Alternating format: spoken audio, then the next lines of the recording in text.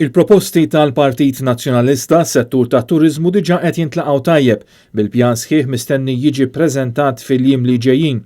Fost il-proposti diġà semmew mill-kap tal-Partit Nazzjonalista Bernard Grech hemm it-tnaqqis tar-rata tal-VAT għal 7% fuq servizzi fil-qasam tat-turiżmu.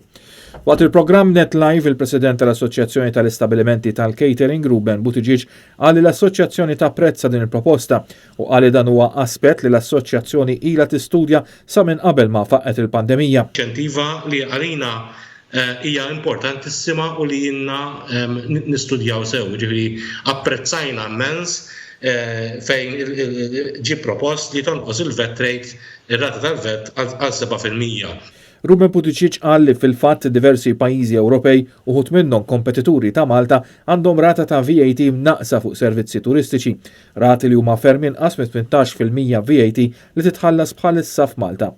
Buttigieg qal li r-rata ta' 7% kompromess tajjeb bejn il-ħtiġijiet tal-kompetittività u l-ħlas fuq servizz li jkun qed jiġi offrut.